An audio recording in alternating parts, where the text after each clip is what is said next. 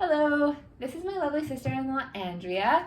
I thought she'd be a really great person to have a conversation about therapeutic recreation with, as she is going into speech-language pathology as a field and also has her own health history that has involved many disciplines. So yeah, we're just going to start. What do you want to know about rec therapy? Yeah, well, can you describe what the profession does as a whole? What's your role? Yeah, so recreation therapy is a part of allied health. I know you know, as a speech-language person, what allied health is.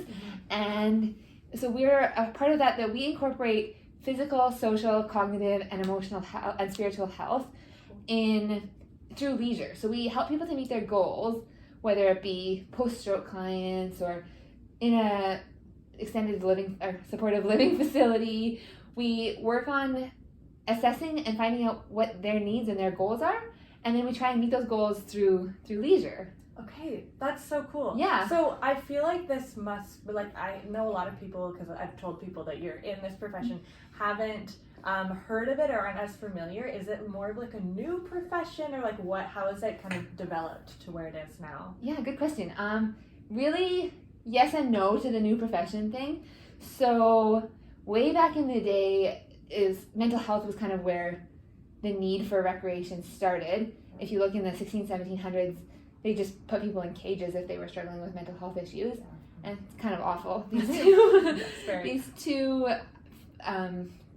doctors, Philippe Pinel and William Tuke, they started realizing that these are people too, and they have needs, and we can treat them as people. And so that was kind of the very beginning of this recreation therapy, was just putting gardens in facilities and taking people for walks and just really bringing in that.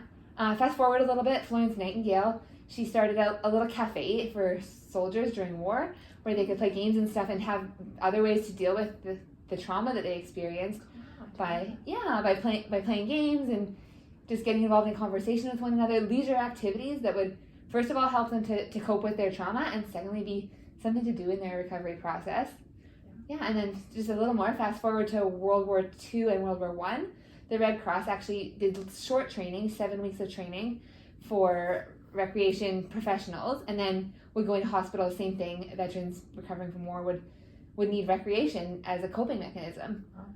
The Red Cross did apply for it to get some funding for it to be a real thing after World War II, and it was denied. So then there's kind of it wasn't as popular. It has come up in the last few years in allied health specifically. Interestingly enough, with COVID, there's been a huge need for recreation, as we see isolation is a huge thing, and we see the need for recreation now. But I feel like I skipped 70 years in there. That's the main point. That was interesting. There's a few associations that have come up along the way.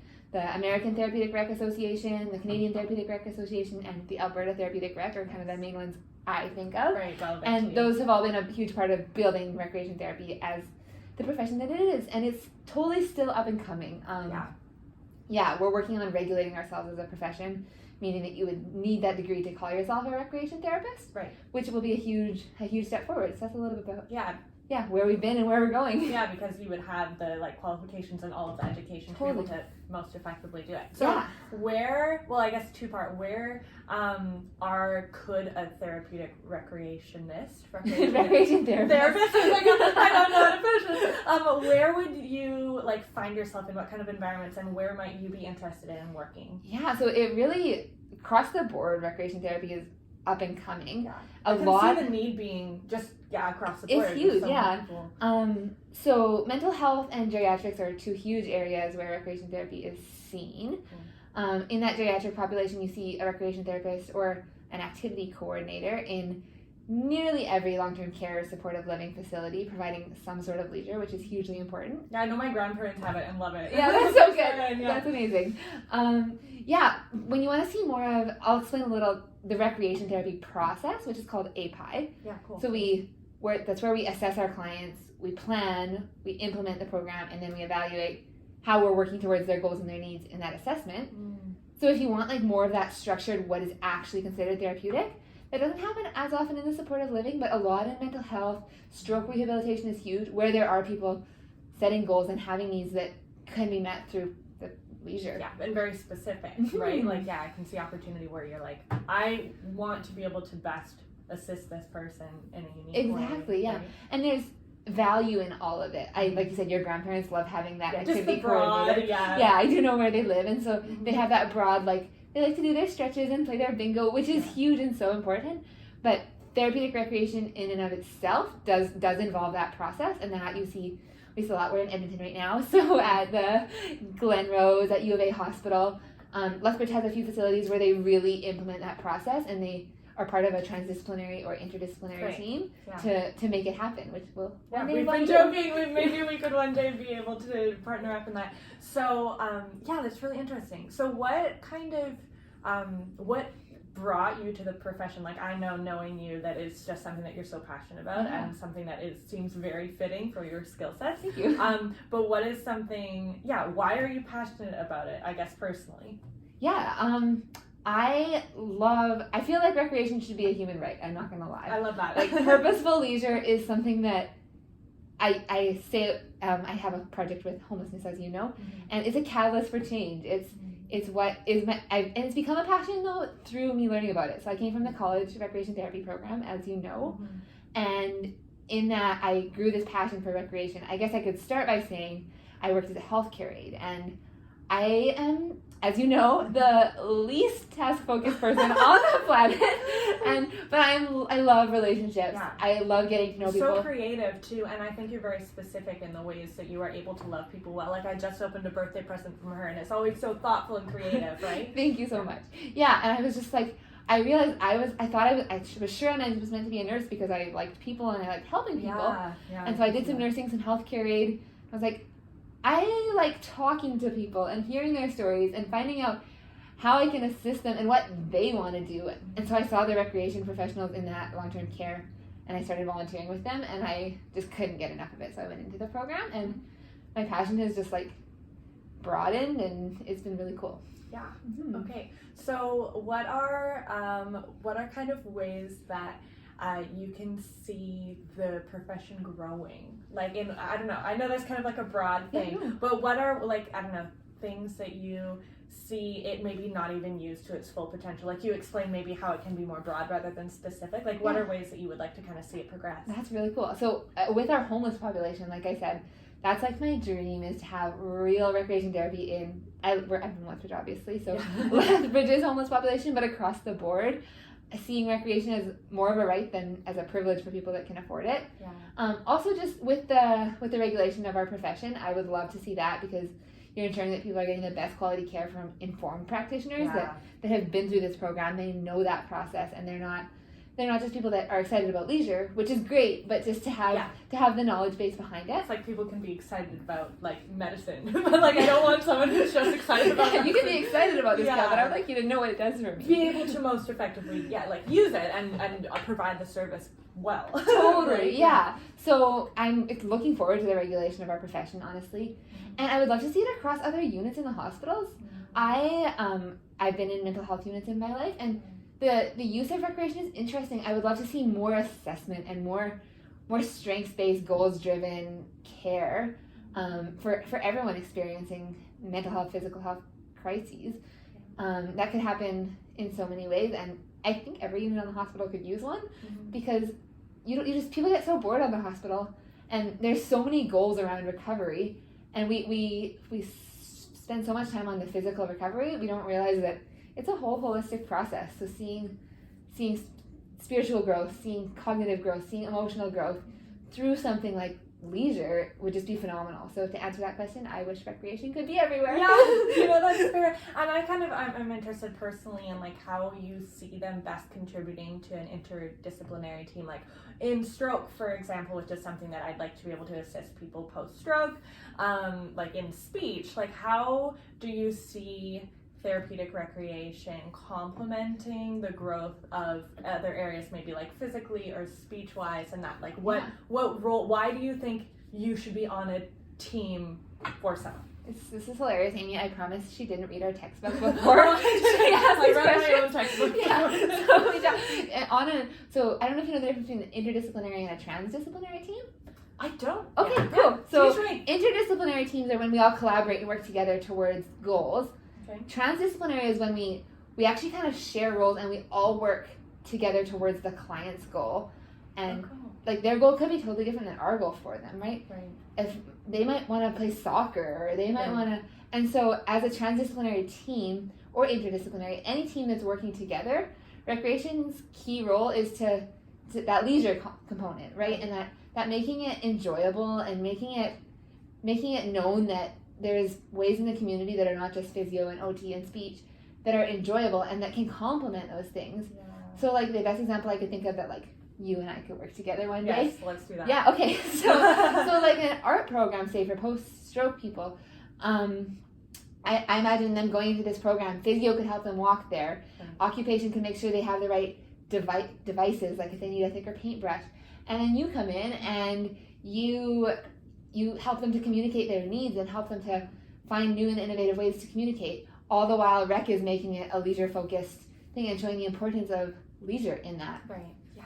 Yeah, that's really cool. So, okay, how would you define, I know this is kind of strange, but how would you define like leisure? Because I think sometimes I was thinking about when you were saying, I think it should be right, I was thinking about like Maslow's hierarchy of needs, you know, and being like, okay, because we've been doing this in school attending, okay, this like safety first and like what are all the needs and how that's like, I don't know if that would be in like belonging and purpose or something, right? So yeah, a leisure, do you feel like leisure is meant something that's like you're not paid for, or it's something that you enjoy? Like what exactly would define that? Yeah, so leisure is kind of in itself the absence of something to do, like the absence of structured activity, I guess, and or like of occupational activity. I'm doing a poor job of this, but no, it's more of a discussion. Yeah. So it's like leisure is when you have that free time.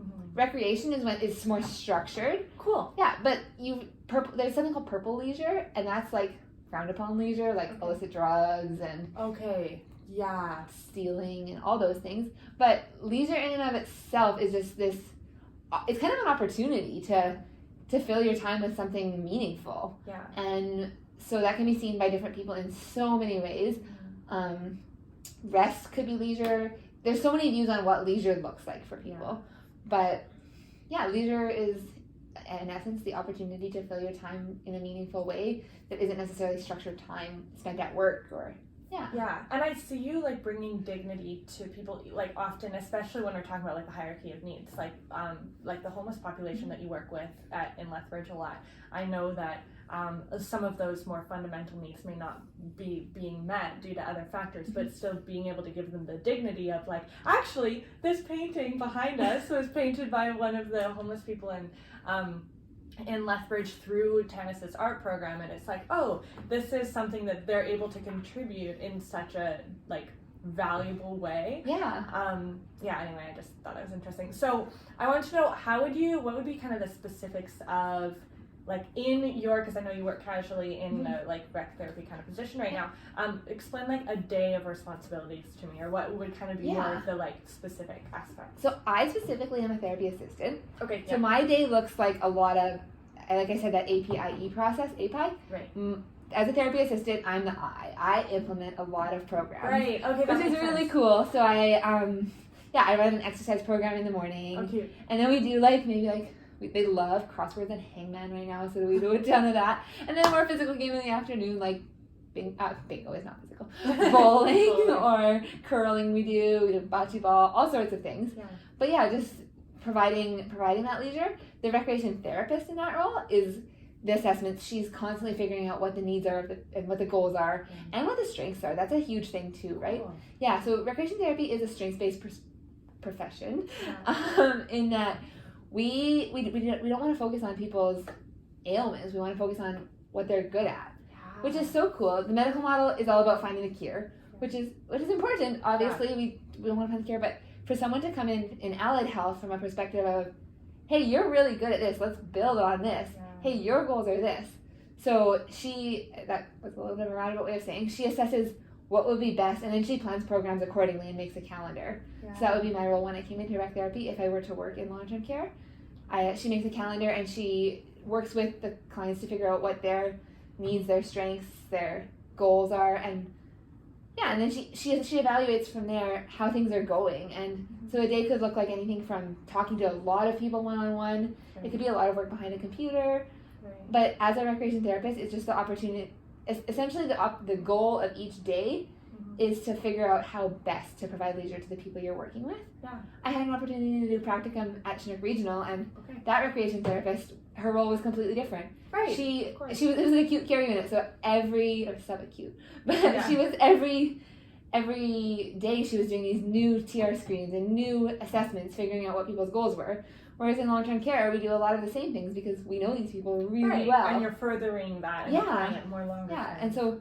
And I guess if recreation therapy were to come into play in our homeless population, that would look completely different as a day in the life of, because those assessments are a lot harder to get and the consistencies aren't there. So yeah, that's really, really interesting. Well, I'm so encouraged by like the ways that I think before being in relationship with you, I wasn't as aware of maybe like the value and the need of it. It's something that I take for granted in my own life, the opportunity to incorporate leisure, right? And recreation, and just it's something that like I thrive on. Like I'm a musician and an artist, and so those are things that I'm like, oh, this is a huge aspect of my life. And so thinking, especially seeing the homeless population and people who as they age in our society maybe are no longer given those opportunities. Totally. So if you ask cool. our grandpa what his view on leisure is, he'll tell you that his leisure was hoeing sugar beets as a child. So just like that need in that population that was so all about the work, because it was baby boomers, post-war generation, to bring leisure to them is so important. It must be so rewarding. It's important and it's rewarding, and it's cool to see them recognize the importance of leisure, which is leisure education, which I could go on for way longer about, but we're already over. So perfect. Okay, well, thank you so much for doing this with me. Thank you. No, I so appreciate and respect your work, all of you. So. Okay. Bye. Bye.